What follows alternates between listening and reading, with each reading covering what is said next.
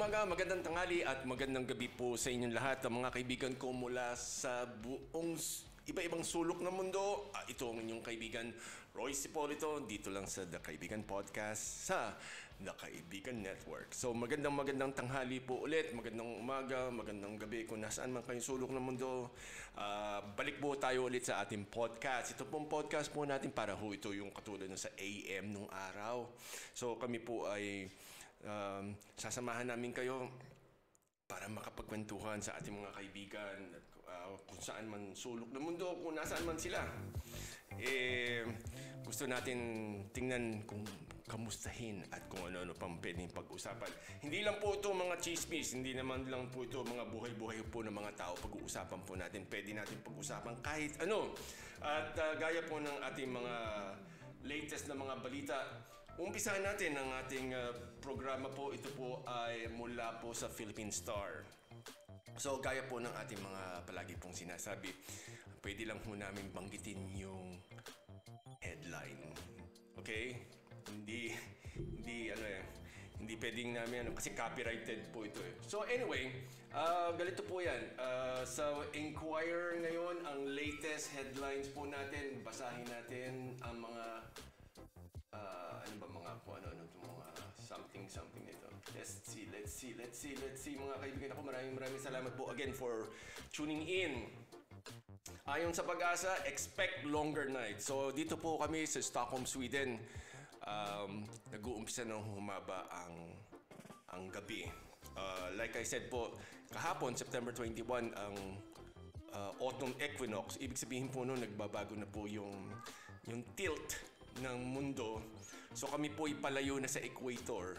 So ibig sabihin po noon, napupunta kami lalo pa sa north kaysa sa normal na anggulo po ng sinag ng araw. So punta tayo dito sa, let's see, yung pa isa, may transport hike sa Pilipinas ngayon led by pagkakaisa ng mga samahan, mga chuper at operator nationwide, tsaka ho ng Malibela.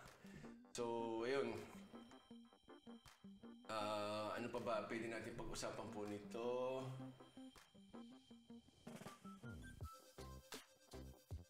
Marami po kasi tayo. Ito, si Alice Go ay nilipat po sa Pasig City Jail. According po sa Philippine Star po yan. Kung gusto niyo po ng mga extra pa, yung kompletong storya, just go to Philippine Star. Tangkilikin po natin ang mga Philippine websites po kasi importante po yan. Dito po sa The Kaibigan Network, hindi po kami yung sabihin na natin na very competitive sa mga iba natin mga Philippine companies po. Kami po ay hindi po ganyan. That's why po pinili po namin by word ay kaibigan. Hindi kaaway, hindi kalaban, hindi kapit. So, hindi natin gagawin po yan. So again, pag-uusapan po natin mga bali-balita natin dito. Again, papasalamat tayo sa Eurobakes, Pinoy Saber Smart, at mga kaibigan pa po natin sa mga iba-ibang bansa from Saudi Arabia, si Onolisa, si Irene from Borongan, Samar, at kung ano-ano pa. Kung may naririnig po kayong pusa, yan po ay ang aking mga kasama dito sa bahay, dito po sa Stockholm, Sweden. Sa isang lovely morning po dito sa Stockholm, Sweden. Kami po ay nagpapasalamat po sa inyo. At kami po ay sasamahan namin kayo habang kayo nagtatrabaho, nagdadrive, or nag-aalmusalan, tanghalian o hapunan, or nag-nightcap. So yan po mga kaibigan na ating gagawin natin. Yes, see, mga kaibigan. Okay, isa pa natin pwede pag-usapan dito is according po naman to sa Inquirer.net, ito naman fuel prices to increase up to 1 peso and 10 centavos po starting September 24. So yan po Tapos ito po, hindi po masyadong magandang balita po ito. Si Arnel Pineda ay masama loob, masyado siyang naapektuhan doon sa kanyang performance po sa Brazil. Ayon po sa mga reports ay parang hindi niya yata naabot yung mga ibang notes nung kanta ng Foreigner. So malungkot po yan. He's offering to quit the band dahil po dyan. So So, nakakalungkot po. Hindi po kasi kahit ho ikaw ay gifted singer, hindi ho talaga pwedeng palaging ma-maintain mo yung ganda ng boses mo. Lalo na yung mga kanta po ng foreigners, talagang birit-birit rin po yan kahit po ano gawin mo, talagang it will take its toll po. So ito pa, commuters in parts of Metro Manila left stranded amid transport hike. Ayan pa, isa. Tapos ito pa, ang isa sa mga balita po natin, no more skipping truth oath by House hearing resource persons.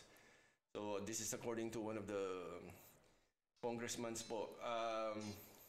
Tapos, ito pa isa, according to the Inquirer, Alice Guo diagnosed with suspected lung infection. So, ayan. Ano kaya naman to? Alam mo bakit sa atin, pag medyo may kapangyarihan, mayaman, palagi nagkakasakit pag may kaso. Kayo na bahala kung magdoktong yan kung ano ibig sabihin. Pero napupuna ko lang yan. Maraming may brace sa leeg, naka-wheelchair, nasa ospital, mga kung ano. Di ko pa nakikita yung ordinaryong magnanakaw, snatcher, rapist, kung ano man ang ginawa na ordinaryong tao na binigyan ng VIP treatment. So, nakakalungkot po. Pero that's life. Sa Pilipinas po ito. And then, dito naman po sa People's Tonight Online, ang mga balita po natin, Mayor Honey, Honey and VM Serbon, Vice Mayor, ay pinangunahan ng 39th International Anniversary po ng, ano ba ito?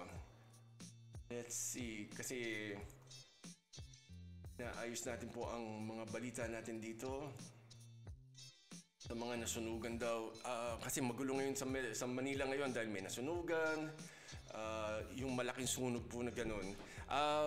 Gusto lang ho natin paalala lang ho kasi doon sa mga kaibigan po natin, hindi po kami dito kumbaga sabihin na natin na masama ang intensyon namin. Pero kung mapupunan natin po ang mga bahay po natin, mga kababayan natin, kahit po sabihin natin nasa abroad or nasa Pilipinas, masyadong maraming gamit sa loob na hindi kailangan. Nagiging pamarikit or pagiging fuel po yan sa sunog. Yung mga supot, yung mga kahon na hindi na kailangan, mga lumang gamit na itinatago natin. Pag yan matagal nang nakatago, dry na yan, sandaling-sandali lang yan, madaling masunog. So katulad po nung nangyari po dun sa tenement yata yung nasunog na yun, parang ganoon. Nakakalungkot ho kasi para hong malaking warehouse na kitang-kita ninyo na ang daming mga gamit na hindi ho talaga dapat namang... Kaya lang kakaipon ho natin ng gamit, kakasinop natin ng gamit. Ayan, konting spark, sunog. Paano po palaging nababalitaan natin na mabilis daw kumala na sunog? Kasi maraming kalat. Yun po yun, yung akala natin sinisinop natin, mga plastic, mga kahon, mga napulot sa karsada, nanghihinayang tayong itapon, lalo ho yan nakakalala ng problema. Kung tutuusin ninyo. Maliwala man ho kayo hindi, pero talaga pong yung ating way of life sa Pilipinas, kailangan natin ng malaking pagbabago. Hindi ho yung maliit na pagbabago. Kasi kung mahalata ninyo, paulit-ulit lang ang problema ng Pilipinas. Taon-taon na lang po, very predictable. Paulit-ulit na lang po. So kami po ay nalulungkot dito po sa The Kaibigan Network dahil it hurts. Hindi naman po kami natutuwa na ganyan ang nangyayari sa Pilipinas. Pero it's the way it is, mga kaibigan. So, eto, let's see. Subukan natin pong tumawag ngayon sa ating first customer. Mula po sa Saudi Arabia, subukan po natin to. At let's see, mga kaibigan.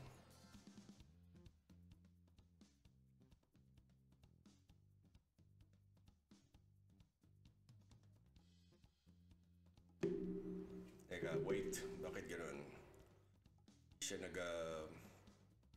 let's see, we are having a little technical trouble. Wait mga kaibigan. Ako, Magbabalik po kami after a few reminders lang po.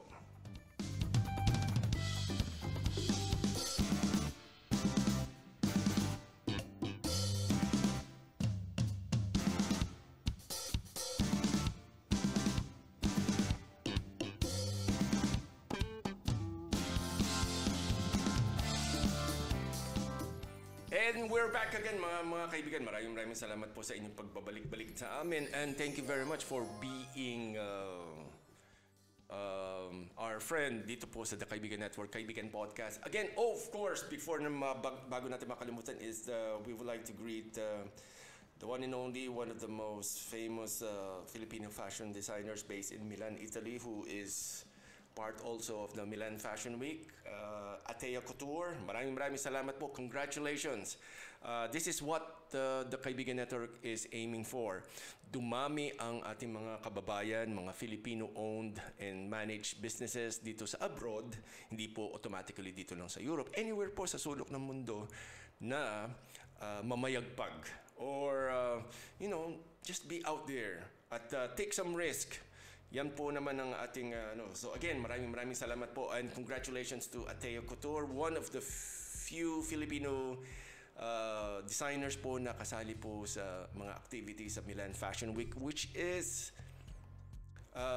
happening right now. So andun si Marian Rivera, si Ding Dong Dantes, if I'm not mistaken, si Heart Evangelista, si Ann Curtis is also there for Gucci. So mga kaibigan natin from Milan, marami ngayon mga star power from the Philippines na andyan. I'm pretty sure andyan si Pia Wurzbach, si Catriona Gray, or iba pa mga ating mga famous influencers. So, kami po ay nagpapasalamat tayo. Let's try to talk to or call si Madam. Let's see. Yes.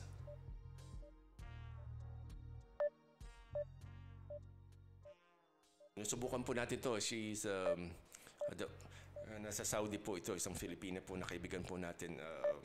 We'll try kung hindi siya busy. We'll see. Hindi kayo maniniwala kahit sa Saudi po, minsan hirap po makausap o makontak po mga kababayan po natin kasi medyo may filter tsaka meron silang mga bawal na gamitin ng mga apps including Messenger po. So, I guess it's not working today. So, next time na lang maghanap pa tayo ng ibang natin makakausap. Again, we're in the Messenger. Yes, mga kaibigan, magandang umaga po. Welcome back to the Pinoy Podcast. Ito po ay, we're very grateful again. Let's see ito, tiga Israel naman to. Let's see kung sasagot.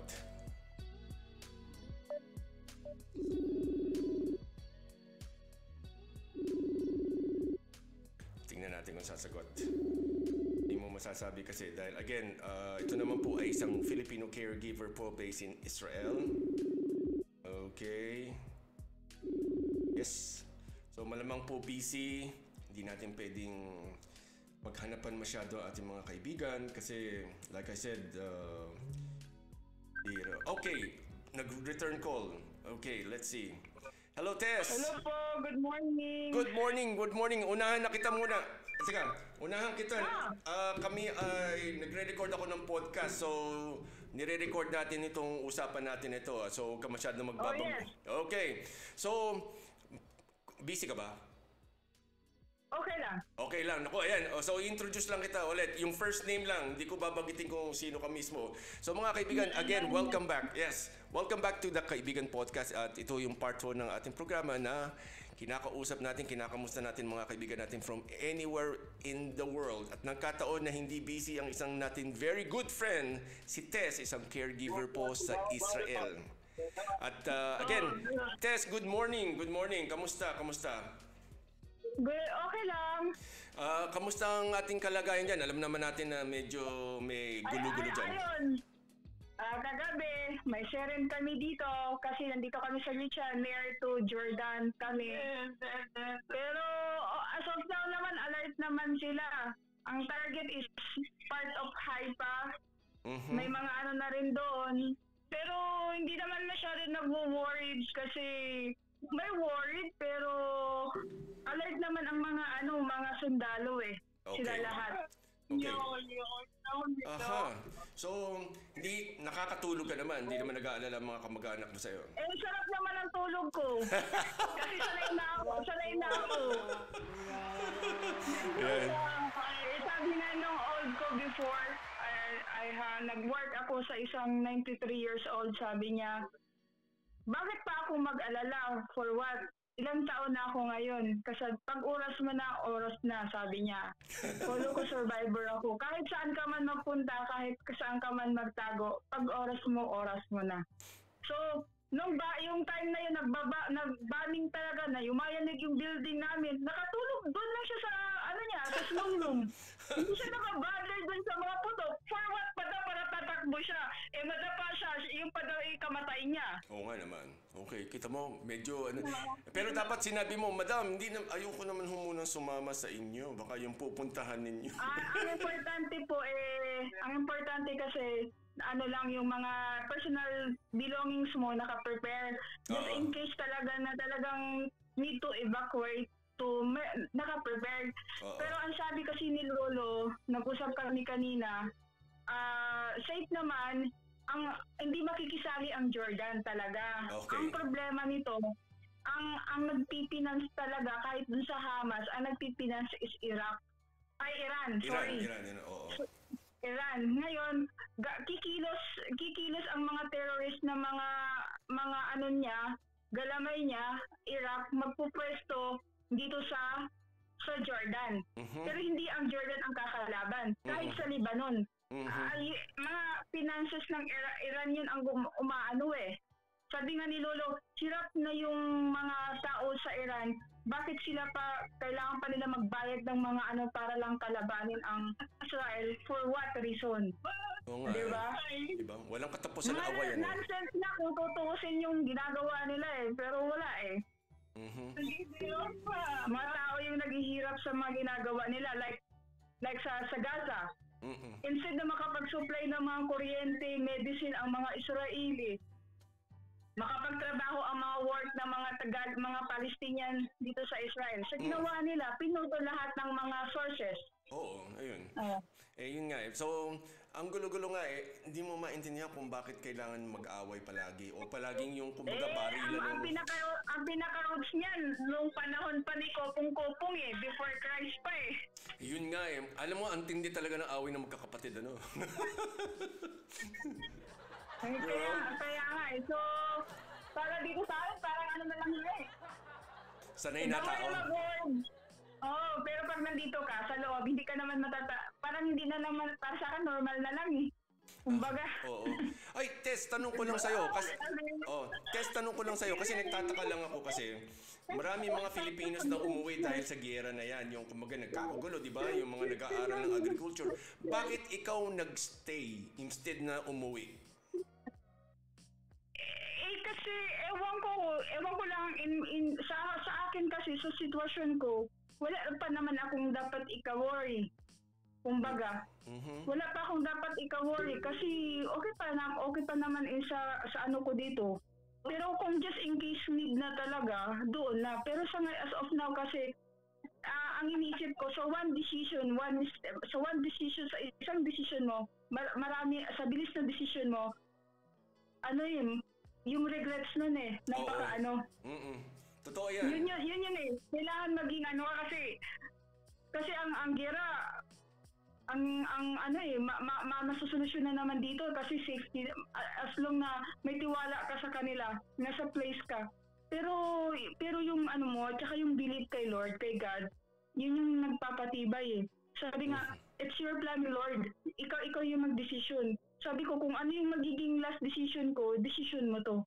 Ganun na lang, ganun ako Oo, hindi kasi katulad yan, may mga kaibigan kasi nung dati, nung nagkaroon ng gulo doon sa Libya, may mga kaibigan tayo na umuwi, Tapos ngayon, hindi makabalik, nagsisisi, walang trabaho, walang pera sa Pilipinas. Yun yung mga pinag-aaralan ko. Ako kasi hindi naman loner, no? May pagkaano kasi ako, overthinker kasi. Okay. At saka may mga friend ako na yung nakakausap ko, yung mga good friend na nagkakaroon kami ng conversation ba, mga ideas, hindi lang naman din ako. So at the end of the moment, sabi nga niya, ikaw pa rin ang magdesisyon sa sarili mo. Kumbaga. Totoo naman yun. Tsaka yung tawag dito, doon sa mga kaibigan po natin, doon sa gulo sa Israel, tsaka yung mga kapitbahay nila, pinag-aawayan po nila kasi kung sino may-ari po ng lupa na yan. At bago pa dumating si Kristo sa istorya, nag-aaway na yata yung mga yan. And then marami po tayong mga Filipinos na nakatira sa Israel, nagtatrabaho doon. Mataas ang tingin ng mga Israeli sa ating mga kababayan po doon kasi talagang maaasahan. Di ba may Pilipina pa tayo na namatay dahil pinagtanggol o hindi iniwanan yung inaalagaan nila? Parang may ganun istorya before, di ba?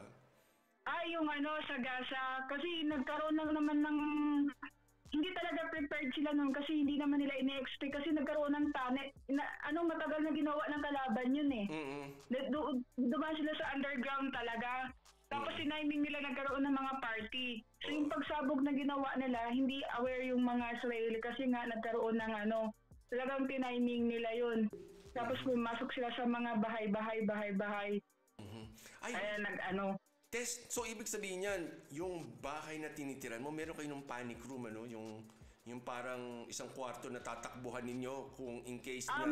Meron kaming safety room na kahit na masira yung buong bahay, pero yung safety room na yun, kasi nangyari yun mga year ago, doon sa Kiryat-Gat ako, nagkwento yung kapitbahay namin na nung umalis yung mag-asawa, nagkaroon ng orba, tapos naiwan yung dalawang anak. Nagkaroon ng sa Kiryat-Gat, nagkaroon ng bombing doon.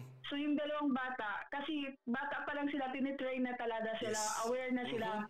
So pumunta yung dalawang bata sa yung buong bahay sira. Pero yung safety room, siya, buo galing, pa rin. Ang galing. Yun Naka-prepared. Yun po, naku, mga kaibigan po kasi... sila katalino. Oo, kasi yung pong, ang isang sa backstory po ng istorya po kasi ng Israel, napapaligiran po sila ng lahat ng mga bansa na nakapaligid sa kanila, ay ito naman ay common knowledge, gusto talaga silang patayin lahat kung mabibigyan ng pagkakataon. Hindi naman ito chismis, hindi po ito opinion, pero talaga ho naman na sinasabi nila na gusto nilang burahin yung bansa na ito. So, yung mga nakatira sa Israel, talagang next to talagang pinaghahandaan talaga nila. Katulad nun, may panic room. Biruin mo, isang kwarto na reinforced, bulletproof, bomb-proof. So talagang binibigyan nila yung mga mamamayan nila ng pinakamagandang tsansa na mabuhay. Including mga Filipino natin, yung mga employees natin doon, hindi ho nila pinababayaan. Tama ba yan, Tess? Yes, tama po. At saka madagdag ko, sabi nga ni Lolo, sabi na pag-usapan namin this morning, ang Israel gatuldok lang kung tutusin. Yes. Sabi ko, hindi naman sila after doon sa lupa kasi dumating, di ba nagkaroon yung mga Israeli pumunta na ibang bansa, pero may naiwan pa rin dito. Nothing talaga ang Israel is nothing talaga. Ang siguro will ni Lord na pinagkalat sa ibang bansa yung mga Israeli kasi kaya din na sila sa Europe kasi alam mo yung talino nila na meron sila. Na ginawa nga ni Hitler na binukar yung ulo para inano nila kung anong mayroong utak ang mga Israeli. Kung ano bang meron pati sa ngipin. So inano nila kung ano yung mga utak na meron sila. Bakit napakatalino? Nung pupunta sila dito, tapos gusto nilang, yung may mga area na gusto nilang kunin, which is, hindi naman nila, bakit, sabi nga ni Lolo, bakit sila nag-interest ngayon, which is wala naman noon. So, ang dapat nila pag-interesan, yung knowledge ng mga, dapat sabi ko, gayahin nila, yung talino nyo, makipagkaibigan sila, para makuha niya yung mga kung anong meron kayo. Hindi yung, nagawa na nila, na-improve na nila, gusto nilang kunin yung kung anong meron sila ngayon, which is wrong. Like na lang, walang tubig ang Israel. Ang ginagawa ng mga Israeli, kinonvert yung tubig dagat para mainom. Yes. Ayan nga yan eh. Diba?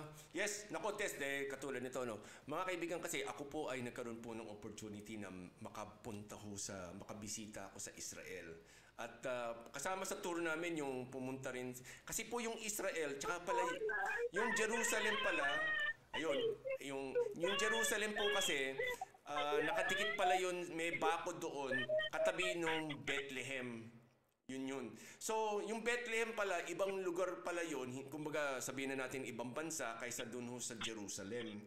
So, dun ho sa nakita namin sa Israel, yung katulad na sinasabi ni Tess, malinis, maraming halaman, kulay green, na magkadikit lang naman na lupa yan. Metro lang po ang pagkakaiba. Pero pag nung lumipat po kami sa Bethlehem, nakakatakot siya kasi yung bakod, hindi mo nakita yung border guard kasi lahat naka-bulletproof, bomb-proof lahat. Nung lumipat po kami sa Bethlehem, makikita mo talaga yung pinagkaiba ho, ang laki. Yun nung po nagtataka rin ako ngayon kung depende po yan sa opinion po na makakausap ninyo, pero ang ibig kong sabihin lang ho, kung napaganda po ng mga Israeli po yung lugar po na sinasakop nila o sinasakupan po nila, kaya rin po siguro sa ibang lugar po yun ng Middle East. Siguro lang. Kasi ang laki ho ng pagkakaiba. Malinis po, sabihin na natin safe, maberde. Parang ho kayo nasa Europe rin. Kung tutuusin mo. Sir, puputulin kita. Okay. Bakit maberde? Ito po rin po yung in-observe habang naglalakad ako. Makita mo yung mga mountains, bakit may mga puno, may mga grasses, may greens? Bakit? So, pero what is walang tubig, no? Makikita mo ang mga big trees. Surround the big trees, may mga may mga maliliit yun na mga holes na nagdidilig. Every trees na makikita mo, and every greens na makikita mo na surrounding sa parang garden na greens, may mga doon, pag magdilig yan, may lumalabas din na kulay itim na magdidilig siya around doon sa grasses. Oo. Yun nga, paano? Ganon sila katalino. Ang tawag ko nga sa kanila is lazy smart people. Lazy smart. Bakit mo naman nasabing lazy smart? Kasi lazy, which is comes, di ba tayo, ginagamit natin by talaga yung natin, mga kamay ba, yung mga sila tamad sila. Kasi may sila ngayon may ginagawa sila na kahit yung pagpulot ng dahon, may ginagawa instead na yuyuko sila, may ginagawa sila na parang yung yung parang tawag dito yung stick na may handle na pupulutin na lang na habang nakatayo. Yes, meron rin dito yan. Pagdidilig. Sila sa atin talagang dilig na tidig eh. Sila, ginamit nila yung utak nila. Yun. Yung pag-pick ng mga dates na instead na talagang mano-mano. Sila hindi ginagamit ang utak, technology talaga. O ngayon, may ginawa sila ngayon, palayan. Nagpalay, sila ngayon. Kasi yung ni Lolo, yung anak niya, which is Doctor of Technology, ay Doctor of Agriculture. So ang ginawa nila ngayon, ang gamit nila ngayon sa nila, which is drone. Aha. Para yung ng mga yung mga tawag dito, ng mga, pero sa Pilipinas meron na rin yan ngayon. Yung ng mga tawag dito, pesticides, ganyan. Ini-spray na drone. Lahat ng ginagawa nila, ang mga technology. Pinapagana nila is technology, yung mga utak nila. Lahat naka-upgrade na. So, yan mo mga kaibigan, hindi ho yung sa atin ho kasi ang technology ginagamit lang natin sa pagti-TikTok. Yung mga ganyan. So, baka naman ho, like I said, sa totoo lang, di ba? May dadagdag pa pala ako. Kaya sila nagalit pala ang Iran.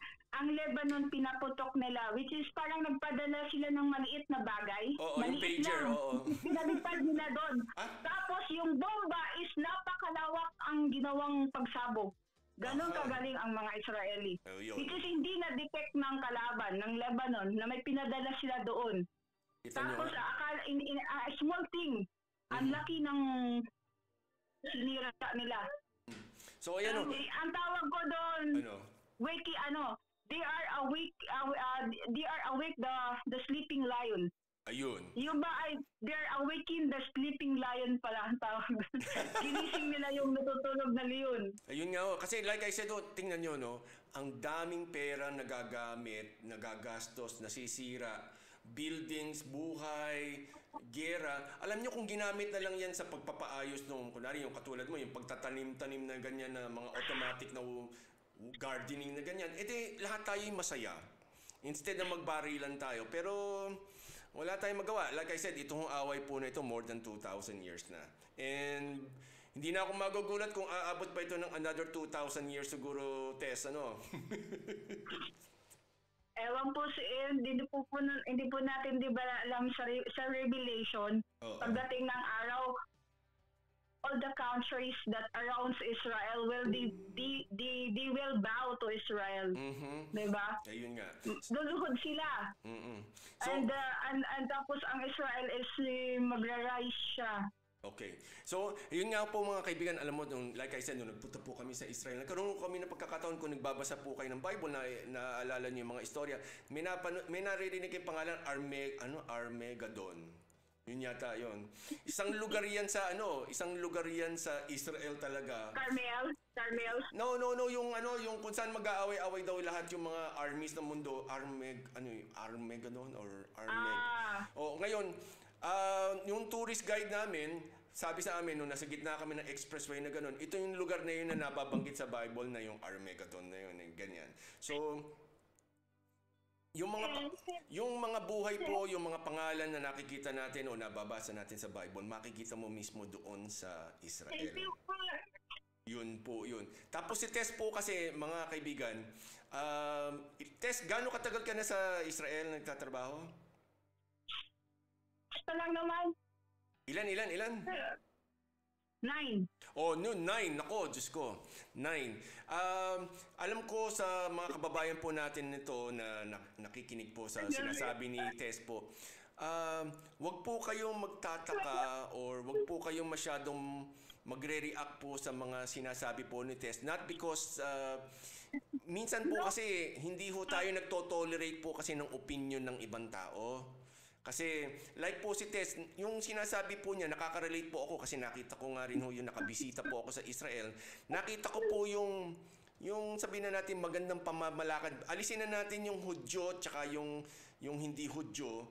Alisin na ho natin doon, pero yung pamamalakad lang po ng bansa nila. Pag nandun ka ho kayo, magugulat kayo ang laki ng pagkakaiba kaysa doon sa kapitbahay.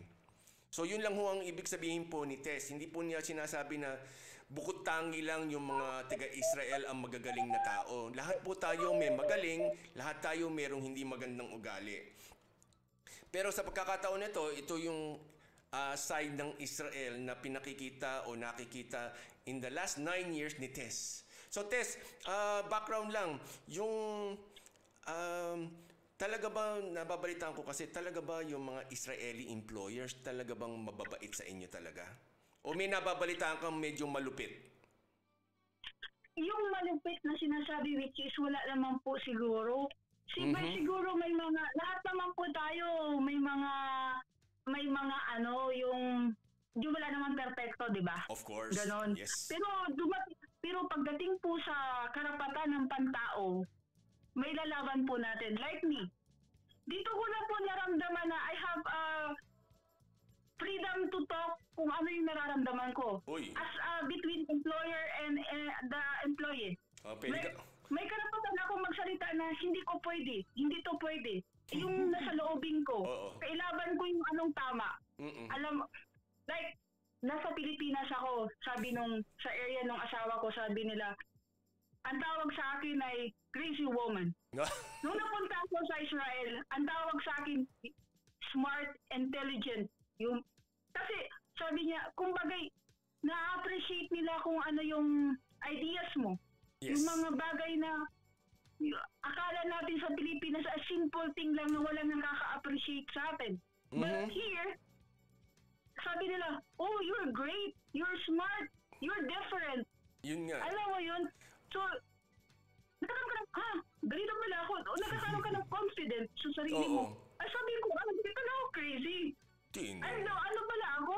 Mirror pala ako kasi different ako. Bakit gano'n ba? Yes. Alam mo yun? Alam ko yan. Alam ko yung sinasabi mo na yan. At saka ito pa, sorry sa Oh, okay. Tsaka dito pa yung ang anak ng mga alaga ko kahit dati, yung may alaga ako dun sa bata na nanay nila, which is engineer ng Iron Dome. Mhm. And the second na work ko, which is parang may mga abogado, mga architect, basta magaganda yung kahit dito, abogado, engineer, doctor. Pero alam mo, never ako nagka-feel na isa lang akong manggagawa. Isa lang akong Mhm. At saka ang pinakamaganda sa kanila, kinukuha nila yung opinion mo. Oha. O yun, kita mo? Yung kumbaga parang hindi ka lang empleyado, no? Kasi di ba sa mga ibang bansa, kasi alam na natin, hindi na natin babanggitin kung sino yung mga bansa na yun. Yung mga iba natin mga kababayan, ilag sa employer kasi talagang katulad ng Philippine style na may mga yung kasambahay kasi na wala kang karapatan talaga makipag-usap sa employer mo kasi syempre, alam mo na. Although syempre hindi natin nilalahat pero like I said, ganun talaga. Pero doon ho sa Israel, tsaka ho, in fairness naman po, kahit ho dito sa Europe po kasi, karamihan ng mga nagtatrabaho or caregiver din po ng mga Filipinos po, yan po palaging sinasabi, nagkakaroon sila ng may chance sila makapagsabi or makapagbigay ng opinion regarding doon sa trabaho nila. Hindi po katulad po sa Pilipinas po kasi lahat po ng bagong idea ginagawa hong katatawanan or tinatawag natin yung mga tao na nag-iisip ng bagong idea na siraulo or something. So good luck. Pero kita mo doon sa Israel. Ayan po. Mga kaibigan po kasi. Okay. Sige. Ayan po. Yes, mga kaibigan, again, nako, kailangan natin putulin ng konti kasi yung kanyang inaalagaan po kasi ay, tao dito, yung inaalagaan niya po kasi ay medyo may edad na, medyo intindihin po natin rin. Kasi paminsan-minsan nakakaroon ng chance. Katulad nito, nakakapagkwentuhan tayo habang nagtatrabaho siya. Kasi naka-video call ho kasi kami kanina para medyo hands-free si Tess para alagaan o hindi niya mapabayaan yung kanyang inaalagaan. So, saludo ako sa iyo, Tess, sa iyong magandang serbisyo po sa ating mga foreign employers po. Naku, maraming salamat po. In fairness naman po kasi lahat, hindi naman po lang sa Israel po may mabait na employer. Okay, liwanagin ho natin yan. Kahit po saan lugar, kahit saan pamilya, mayroong mabait at mayroong hindi mabait.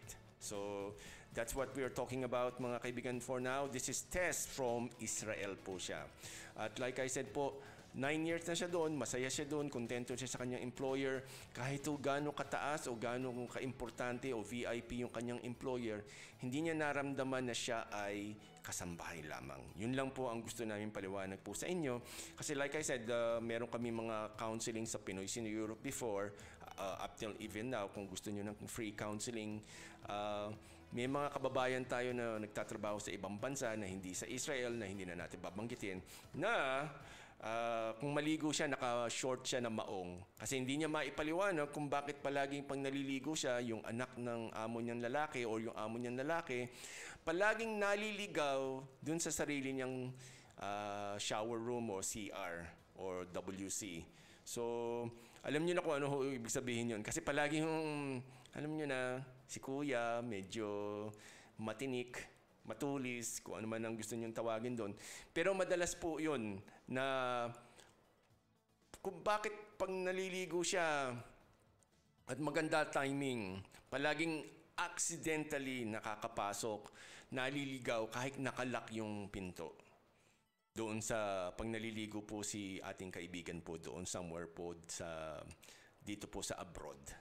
So nakakalungkot po yun. Ngayon po, ending of the story, wala na siya doon kasi hindi siya safe for sure. Pero hindi lang po siya ito isolated na situation po yan. So again, pag-uusapan po natin, maghanap po tayo ng ating makakausap dito po sa The Kaibigan Podcast. Yan po kanina si Tess from Israel. Maghahanap po tayo ng iba nating kausap. We will be right back after a few reminders lang po.